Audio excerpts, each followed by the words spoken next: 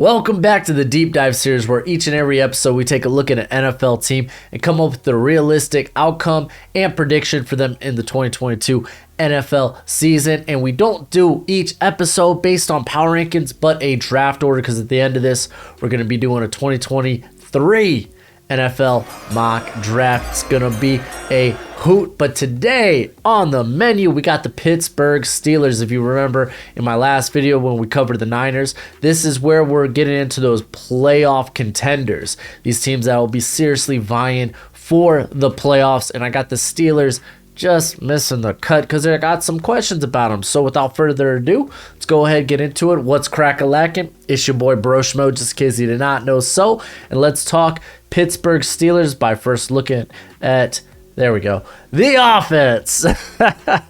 Oh, man. So this is year 2 of Matt Canada? It's Canada, right? It's not pronounced any different way. See, I live out in Arizona, so like you look at that last name and it's like it would be Canada, not Canada. So I don't know. You tell me in the comment section below. But he's in year 2 of his tenure as OC, and we saw last year what he wants to do. And then this offseason, they decided to add some parts to go in that direction. But what he wants to do, he wants to be a run-first team. He wants to be a team that relies a lot on the run to set up things. He's going to be working out of these inside and outside zone concepts. He wants his blockers to be not only strong, but able to get upfield quickly. He's, dude, last year, the line, they dealt with inconsistency, youth, injuries. So they're hoping that they solved a little bit of that by bringing guys like James Daniels, to a lesser degree Mason Cole, but they're really hoping some of their young guys take that next step up, like Okorafor, who had a really hot end of the year last year, Dan Moore, who looked actually pretty solid, and Kendrick Green, who may or may not be a starter this year. So we'll talk more about that. I want to talk a little bit more about the scheme, because I think Matt here wants a mobile quarterback, and he did not have that in Big Ben. Future Hall of Famer, but not a lot of mobility there at the end of his career there. So they went out, got Mitch Trubisky, mobility, and Kenny Pickett. We all can't forget about the fake slide. Like, come on. So he's now got a little bit more mobility. They're a quarterback, able to use a bit more play action, bootlegs, rollouts, really wants to get into the RPO game. And they drafted a very prime RPO target in Calvin Austin in the 4th round. But they didn't stop there. Actually, earlier in the draft, they took a very good vertical deep threat in George Pickens. So they want this offense to be much better this season, not put so much pressure on the defense to have to make stops. Also with Mr. Canada's scheme here, he wants versatility from his tight ends. That's why I think he went out and got a Connor Hayward, who could be a very good tight end too. Could also be an H-back. He kind of already has it. Has a really good tight end there in Pat Freiermuth, but his team added weapons. They added some veteran presence to the offensive line, and that, like, I talk about the bevy of weapons, I have yet to even mention Chase Claypool, Deontay Johnson, Najee Harris. So let's go ahead and get into the offense here. And actually, I want to start with the offensive line, because I wasn't high on Dan Moore. He looked better than I expected last year. That's still not saying much, not to say he was that good, but it was still promising that they're probably going to go ahead with him as a starter at left tackle. Right tackle, I mentioned Okorafor looked really hot down the stretch. Outside of that, they're at the tackle position. Like, you got Joe Haig, who's just a good veteran hand to have, but not much else is cooking. I know Marcus, that franchise guy, was pretty not high, but he liked Jordan Tucker, the UDFA out of North Carolina. So maybe that's a guy that might make the squad, perhaps.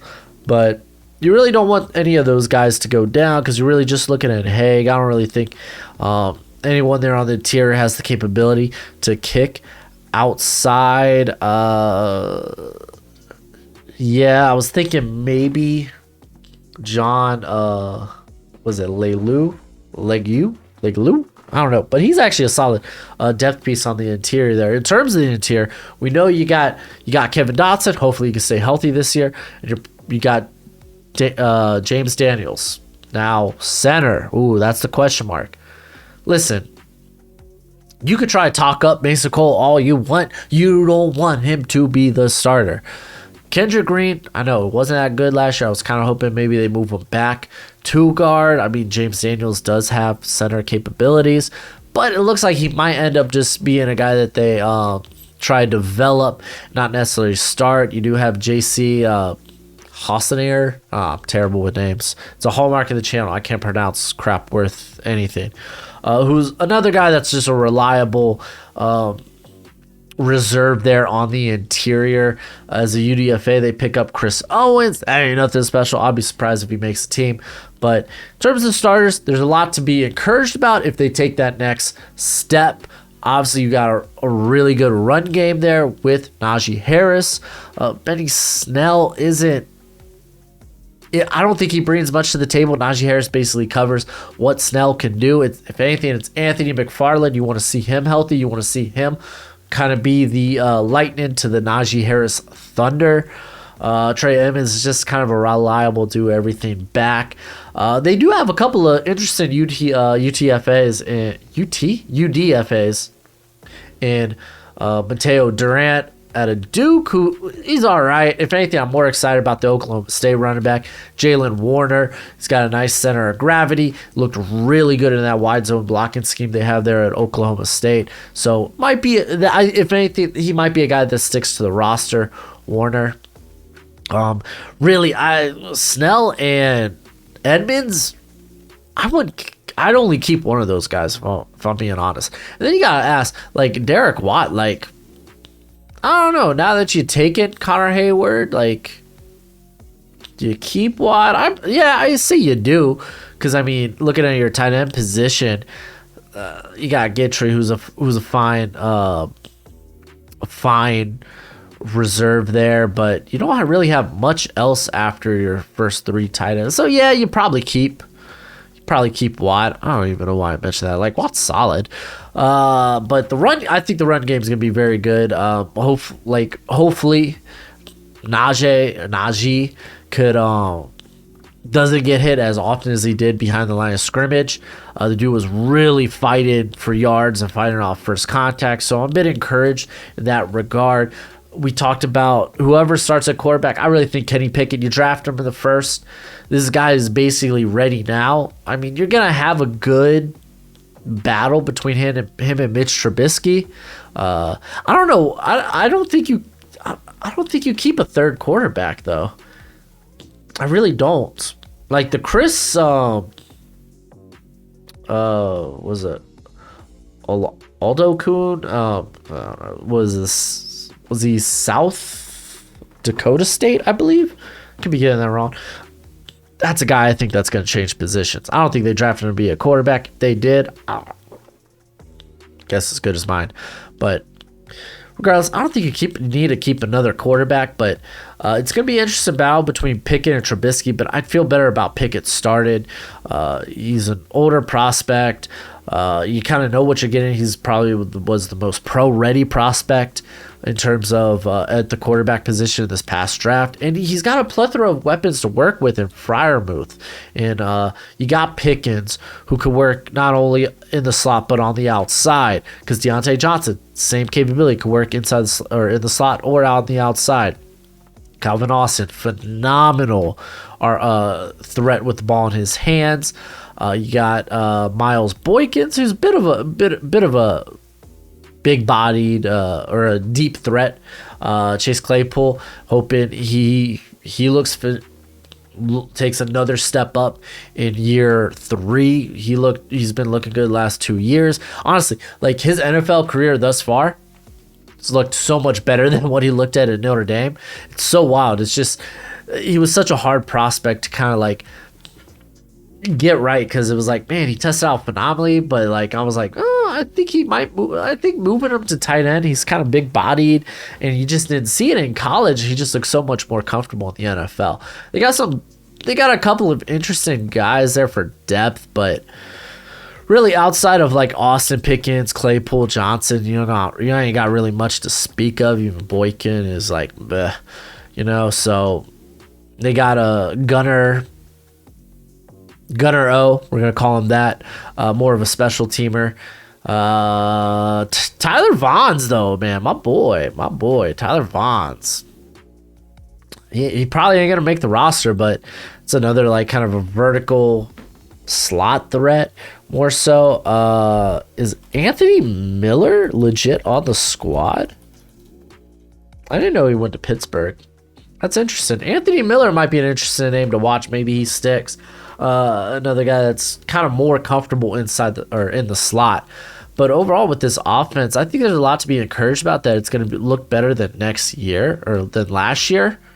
But still, you're kind of like hoping a rookie quarterback can take your team to that next level. And I don't think necessarily the offensive line, there's not enough confidence there to say that they'll be good enough for this squad to take a significant step forward. So that'll be kind of the interesting thing. Also keep in mind, drops were kind of an issue for the receiving core last year, though it was much better than in past years.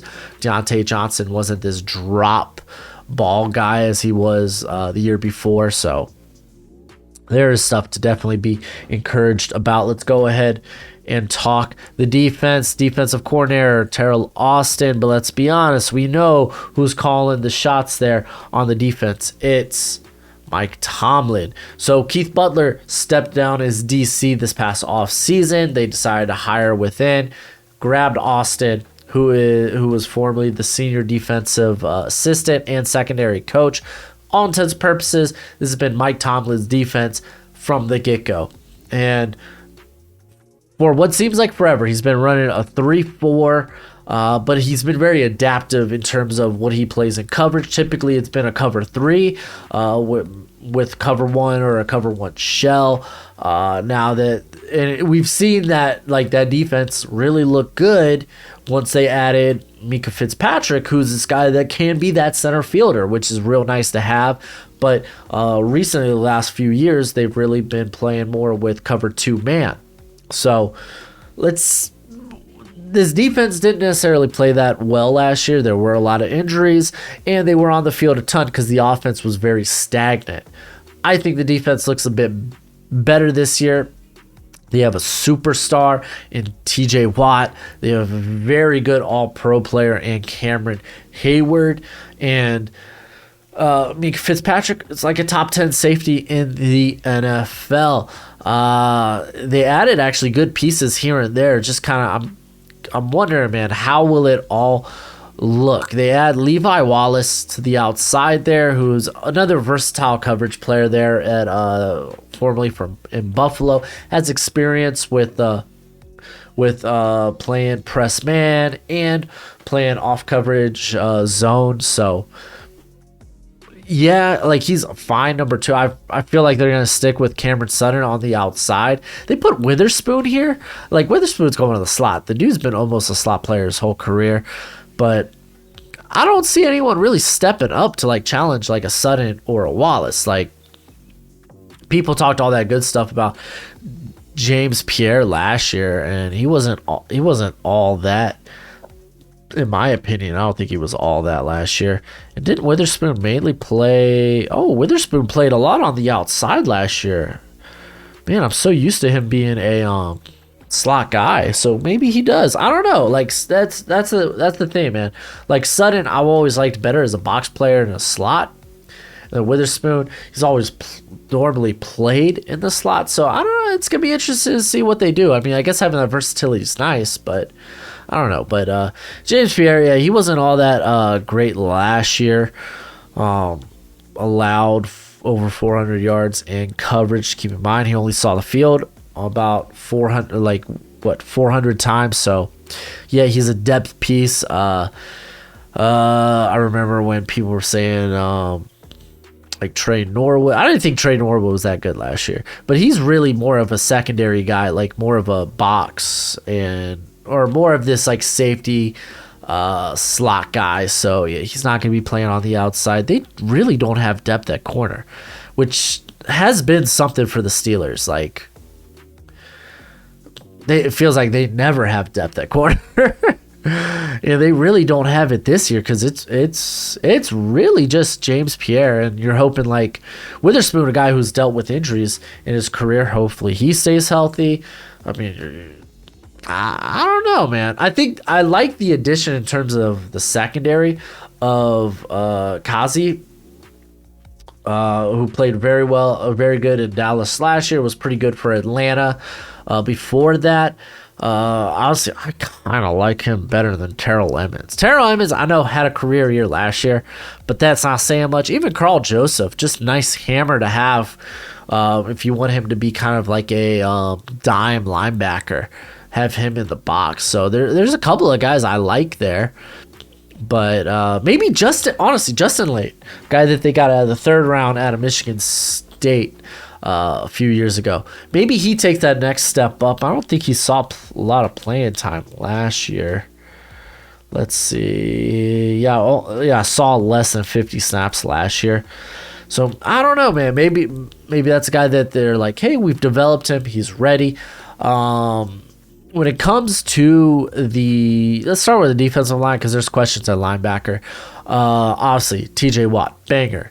Cameron Hayward, banger. Now they add Larry Ogunjobi, which is funny because I put this out on, retweeted this on Twitter, but apparently he was the one that had mixed words for said Mason Rudolph. But I like the addition of Ogunjobi because you got Tyson Alualu, who the guy you really don't want seeing, or is not really going to be able to see more than 500 snaps in a season just because he's an older guy at this point of his career, but very solid when on the field. They added DeMarvin Leal. I don't know how much they're going to trust him in his rookie year. I like him coming to here to be more of a 5-tech, a guy that just has very good movement skills, but still a bit undersized.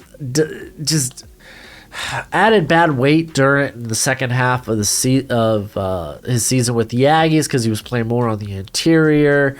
Just wasn't nearly as effective. Didn't test out well. Just had a really bad off-draft season process.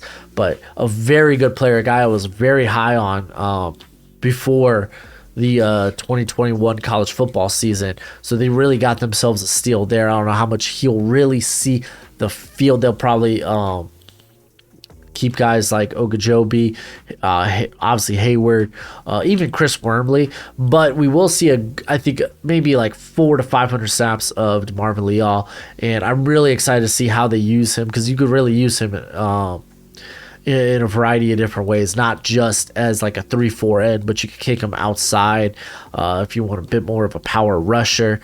Uses his hands exceptionally well. Isaiah Loudermilk's a guy, really. I wasn't that high on him when they drafted him.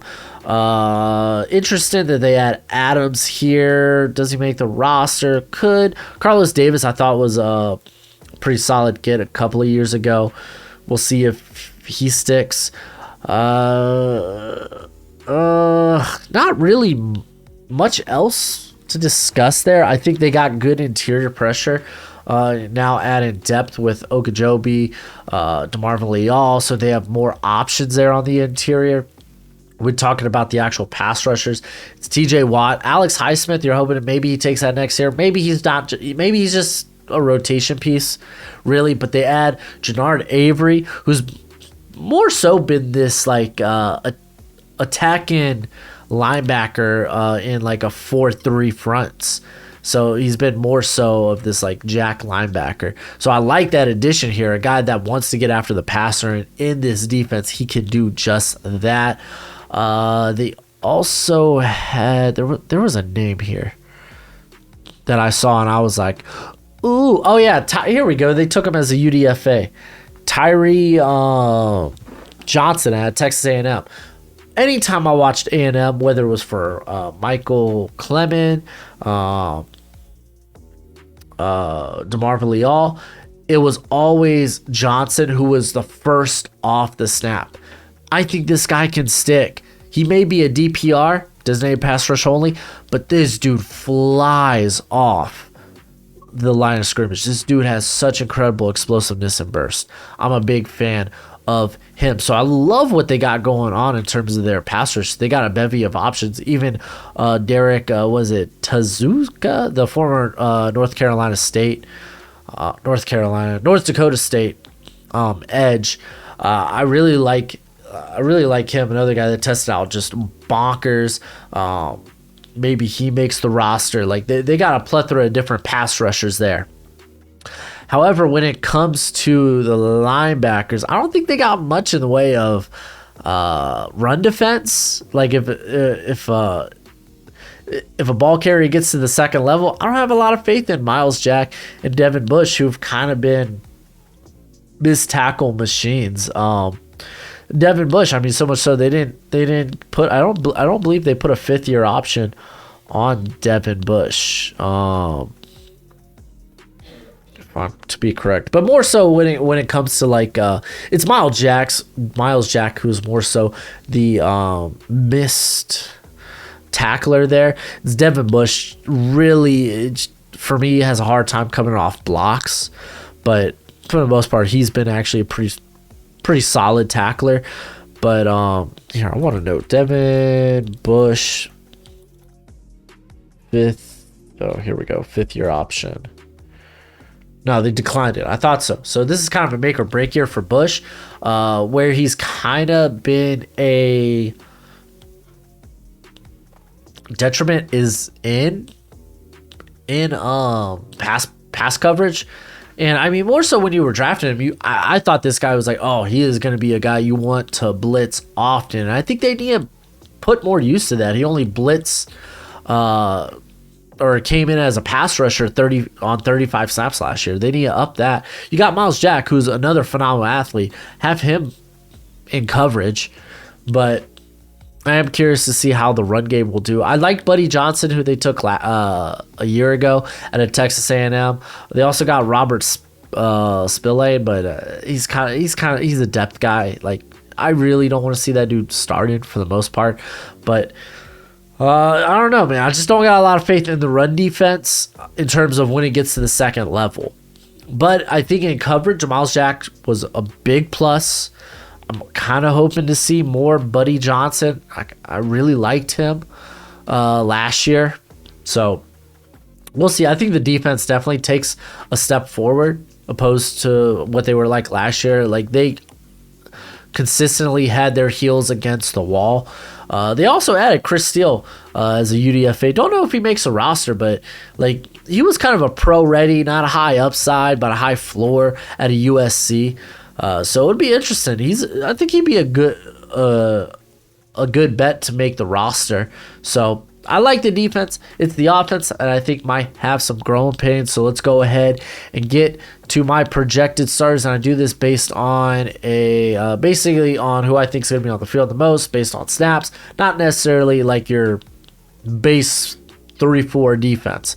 So let's go ahead and get to the nitty-gritty, starting with the offense. I got Kenny Pickett beating out Mitch Trubisky. I just think he has to. He's a pro-ready guy, right? So go ahead and let's find out what you have with your first rounder. It's better to find out now than being surprised later, be like, oh, he's really not that good. So have him hit the field now. You have weapons there ready for him. You're just kind of hoping that offensive line can stay healthy and be more consistent. Then I got Najee Harris, Deontay Johnson, Chase Claypool, George Pickens. And then I have Pat Freiermuth at tight end. When it comes to the offensive line, Dan Moore Jr., Kevin Dotson, Mason Cole. I really feel like they're just going to probably go with the vet opposed to a young guy that they drafted a year ago in Kendrick Green. So if anything, center is probably the biggest letdown position for me. But James Daniels and Okorafor. Looking at the defense, I got TJ Watt, Alex Highsmith as your edges, and I think Larry Ogunjobi is probably going to outsnap DeMarvin Leal, and obviously Cameron Hayward. You want that guy on the field. Then Devin Bush, Miles Jack at linebacker, and then looking at the secondary, Cameron Sutton, Levi Wallace, and then Witherspoon. I don't know, man. Maybe Sutton does end up moving back to the slot, and they play Witherspoon much like they did last year, primarily on the outside. I think that could go either or, and then Mika Fitzpatrick and Terrell Emmons. So let's talk predictions. How do I think this team will fare? Well, I got them going a nice 7-10. That's not right. Did I miss a game here?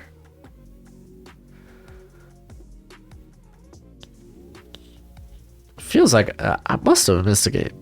No, it's 17. No, this is right. 7-10.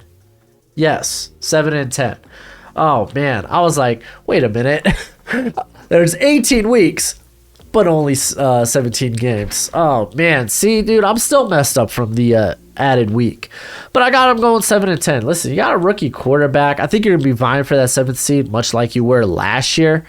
But I got y'all just missing it. I just think every team in your division has gotten better. I know it's kind of a question mark with Deshaun Watson. Will he play? When will he get suspended? Stuff like that. But every team got, I think, much better along with you. And I think that kind of keeps the Steelers in place. The Browns added a potential franchise quarterback. Will he play? I don't know. The Bengals got protection for Burrow, and then the Ravens just did Raven things, and they drafted exceptionally well and made good free agent signings. So, like, yeah, I think you're in a very tough division. Outside of the AFC West, the AFC North is a very tough division any year. I do have y'all going, I believe, 3-3 in division play. So let's go ahead and run down your games here. I got y'all losing to New England. I think that honestly that's a toss-up game for me. Between the Patriots and the Steelers, they're kind of very similar teams. They got the better offensive line right now. But got y'all winning your first win of the season here in week 4 against the Jets. Then you got to face the Bills, man. That sucks. That's tough. And right after facing the Bills, you got to face the freaking Buccaneers. Well, shoot, man. That's a toughie. So I got y'all losing both those games. But I got y'all beating my Dolphins fins up. I am a Dolphins fan. Got y'all beating the Dolphins, beating the Eagles, going into your bye. Then you have to open up with Saints team, who hopefully, if healthy, is a really good team. So, especially with Jameis Winston. Losing to the Colts, the new Matt Ryan-led Colts, and then beating the Matt Ryan-less Falcons. I got a bad loss here to the Panthers. I know that won't make Steelers fans very happy. Is what it is. But I got y'all closing out the season with 2 wins. I mean, hey, here you are, 7-10. I do think this team, they'll be competitive. They'll be right there in the thick of things. But just not yet. Just not yet. I think that for me, that offensive line is still a huge question mark. Who, depending on who starts at quarterback, Mitch Trubisky, Kenny Pickett. You're just not touching those elite quarterbacks in your division. I mean, a tough schedule with having to face the Bucks, the Saints, the much improved AFC East, Jets, Patriots, Dolphins, and Bills. So that's tough sledding, but yeah, I'm interested to hear how Steelers fans, because they're very vocal. Y'all are very vocal. Keep in mind, man, like, I got a soft spot for the Steelers. In general, they used to be one of my grandmother's favorite teams. She's from Pittsburgh, from Johnstown. She went to Pitt University as a nurse, so she was a diehard Steelers fan. So I got a little, like, similar to, like, I got a soft spot for the Saints as well, because it's just my whole dad's side of the family lives in New Orleans. So keep in mind, man, there's no I'm not a hater. I'm not a hater. I'm rooting for y'all. I just really didn't like Kenny Pickett. Not to say he's a bad quarterback. I just think, I think he's going to be a Midland starter. Maybe I'm wrong about him. Maybe I am. That's the fun thing. But yeah, I mean, hold on. Here's a stat here.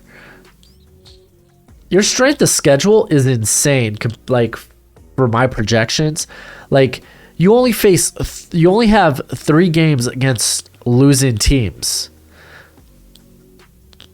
That's something I just noticed here. Look at that.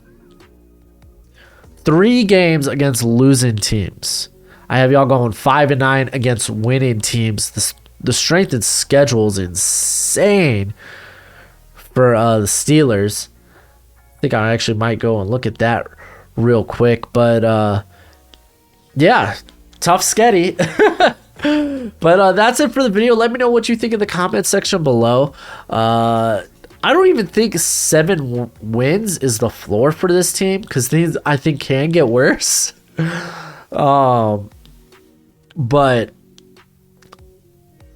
especially considering how tough the schedule may be, like maybe 6 wins might, or 6 wins feels like a floor. But this is also a team I think could easily win double-digit games. So I don't know. You let me know. We're in this section where we're going over teams I have as playoff contenders, but just missing the playoffs. So, but that's it for the video. Go ahead, do that YouTube thing. As always, until next time, you be easy, my friends. Later.